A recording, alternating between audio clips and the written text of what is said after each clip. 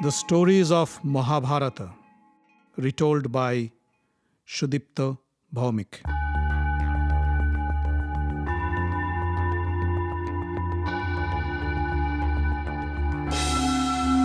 Welcome, dear friends, to another episode of the Stories of Mahabharata. In the last episode, we heard the story of the virtuous butcher and the story of Draupadi's advice to Satyabhama. After Markandeya and his followers left the Pandava hermitage, Yudhistir decided to move again. This time, they selected the beautiful forest of Daitavana as their home. They built their huts next to a blue lake and began to spend the rest of their days in exile.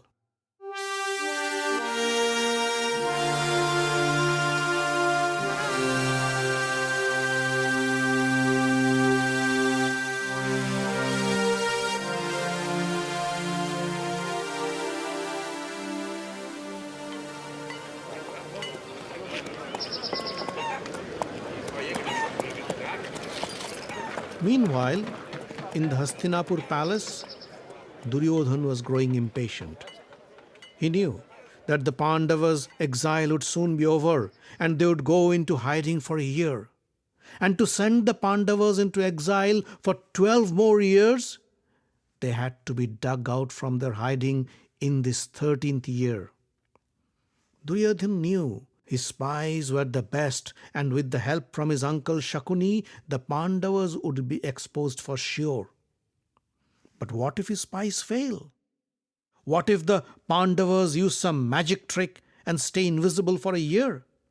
They have gods as their friends, and if the gods help them, it would be impossible to find the Pandava brothers. While Duryodhan was brooding in his thoughts, Karna and Shakuni entered the chamber. Karna looked at Duryodhan and said, "My dear friend, you must be thinking about the Pandavas, right?" Duryodhan stood up from his seat and said, 12 years are almost over, and we have only one more year to go. Shouldn't we be concerned?" Karna laughed and said, "Don't worry. We will find them in the 13th year. Meanwhile, enjoy the kingdom as much as you can. I suggest you go and visit the Pandavas and see how they are suffering in the forest. Watch them, just as the mountain dwellers watch the tiny people down in the plains, or the rich and prosperous watch the poor and wretched. Trust me, there is nothing more satisfying than watching your enemy suffer." Duryodhan said, "Karna, you have spoken my mind. Oh, how I wish to witness the misery of the Pandavas. But that won't be possible. The old king would never allow me." Depressed, Duryodhan went back to his seat.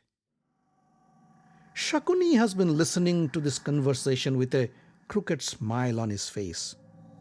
He looked up at Duryodhan and said, "My dear nephew, as far as my knowledge goes, the Pandavas now live in the forest of Daitavana, and close to Daitavana is your cattle ranch.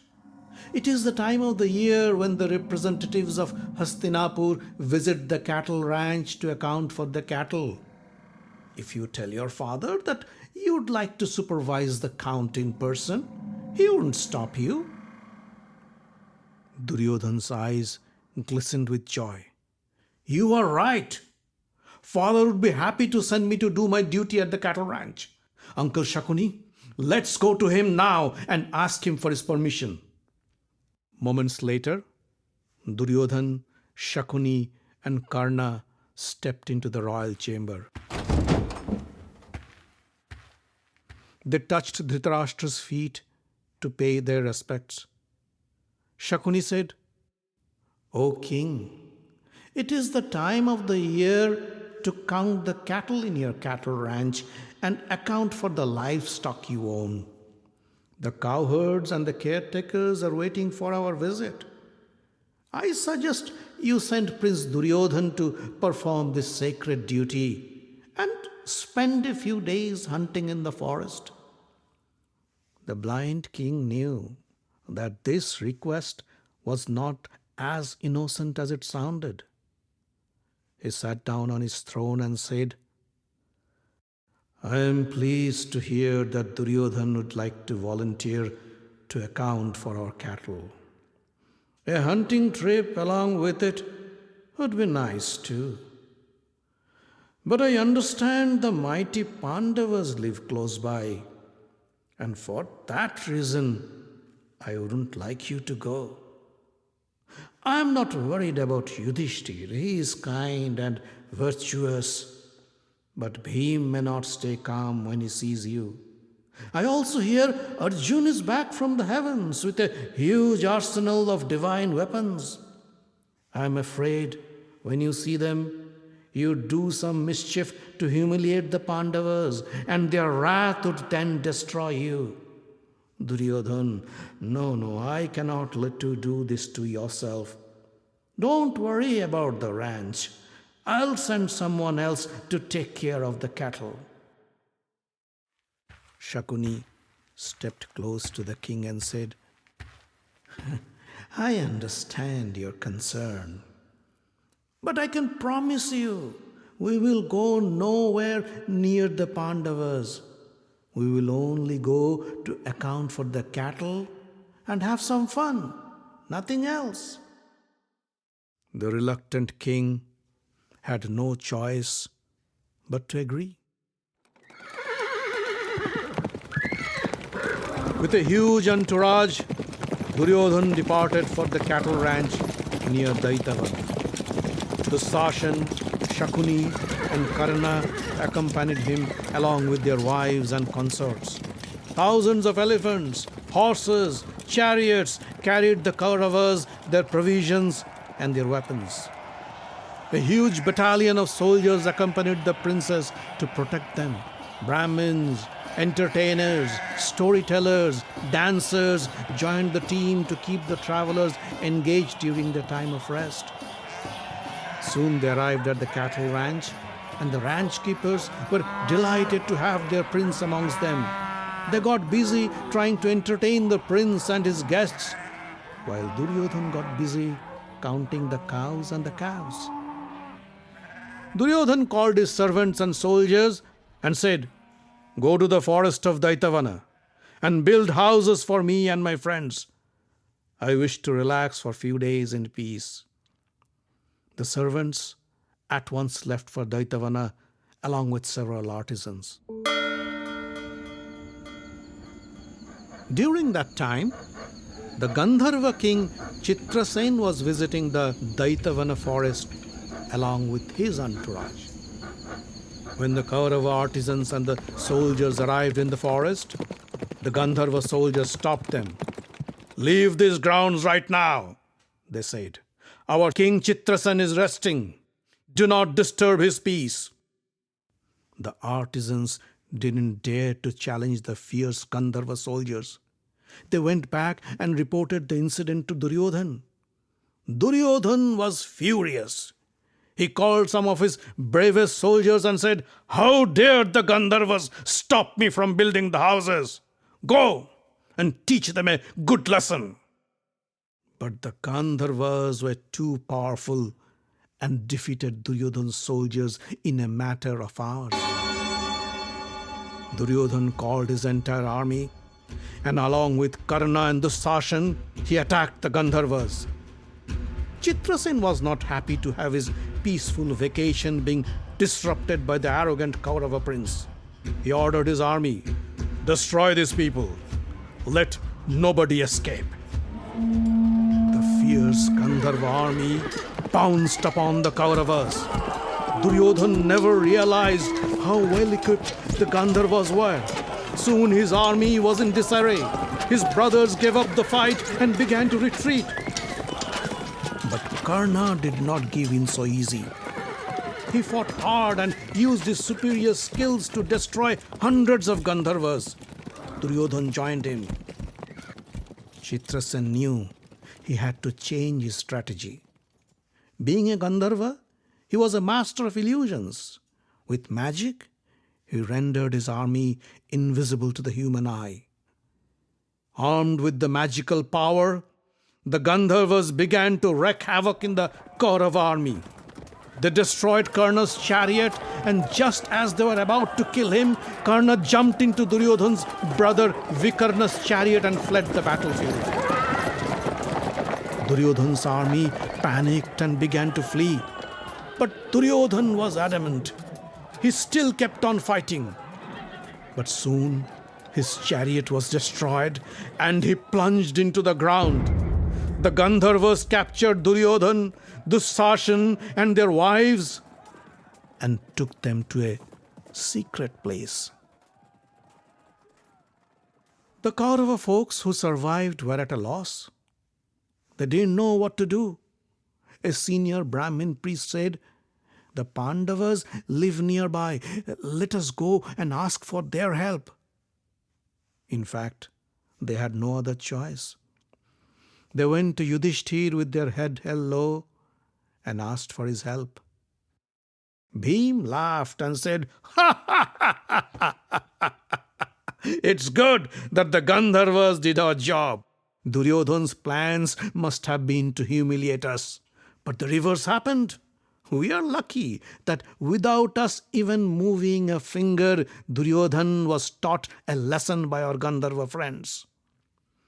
Yudhisthira was not happy to hear these harsh words from Bheem. He said, "Come to your senses, Bheem. This is not the time to be cruel to our cousins. These Kaurava followers have come to us for our help, and we cannot refuse them. Quarrels and conflicts are common within a family, but for that we cannot sacrifice the honor of our family. By capturing the men and women of the Kuru dynasty, Chitrasena has committed a grievous crime. We must stand by our family at this time of distress. Bheem, think about it. Duryodhan is helpless and asking for our help. What can be more glorious? Go, pick up your weapons and rescue our cousins. First, with nice words, ask Chitrasena to release them. If he doesn't listen, do not hesitate to use force." Bheem, Arjun, Nakul and Sahadev put on their armors, picked up their weapons and mounted their chariots to meet the Gandharvas. Arjun went up to the Gandharva chieftain and said, "We ask you to release our brother Duryodhan and his family." The Gandharva army chief laughed and said, "How dare you order us? We only take orders from Indra, nobody else." With a calm voice, Arjun said, "We don't wish to fight you. But if you do not listen to our request, we would be left with no other option." The Gandharvas were amused. "You humans want to fight us? Don't you know what we have done to your Kaurava brothers?" Bheem couldn't take it anymore.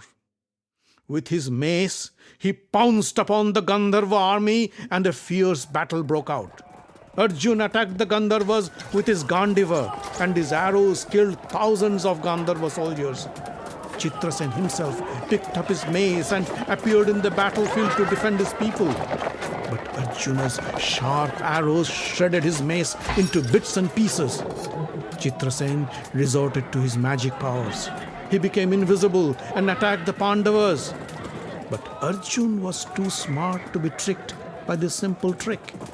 He pulled out his sound-guided weapon and engaged it on his Gandiva for a final blow to destroy Chitrasena. Chitrasena gave up and appeared in front of Arjun with folded palms. "I surrender, O great Pandava prince. Please consider me your friend." Arjuna retracted his weapon and said, "All right, I will spare you. But why did you have to abduct Duryodhan and his family?" Chitrasena said, "Duryodhan and his brothers came here to humiliate you. When Indra knew of their plan, he asked me to capture Duryodhan and his family and take them to the heavens. So I was just obeying Indra's orders. Arjun said, "Come with me. Yudhistir would like to talk to you." The Pandava brothers took Chitrasen to their hermitage in the Daitavana forest. Chitrasen met Yudhistir and paid him his respects. Yudhistir said, "Chitrasen, you are brave and strong. Duryodhan and his brothers have disturbed your peace and have learned their lesson. But I am happy that you haven't killed them all. I would now like to ask you to release them and save our family honor." Chitrasen said, "O Emperor Yudhisthira, you are my friend now, and it will be my pleasure to honor your request." He ordered his soldiers to release Duryodhan and his family. The Gandharvas brought the cages where Duryodhan and his family members were held and opened the doors. Duryodhan stepped out of the cage and walked towards Yudhisthira with his head held low in shame and disgrace. Yudhisthira said, "Dear brother, never ever try such a misadventure. You are lucky that we were nearby and were able to help you in time. Else, these Gandharvas would have killed you.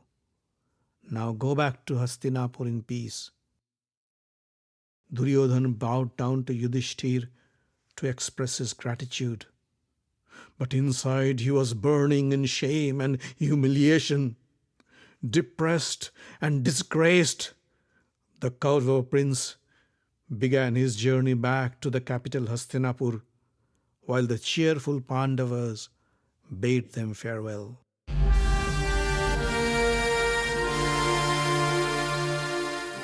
The Stories of Mahabharata is written, directed and told by Sudipta Bhawmik. Audio engineering, original music and sound design by Avi Ziv. Find us online at facebook.com/Mahabharata podcast. Join the group for updates and news. Subscribe to the podcast using iTunes or any other podcast catcher. On Twitter, we are at Mahabharat Audio. The podcast is distributed under the Creative Commons non-commercial license.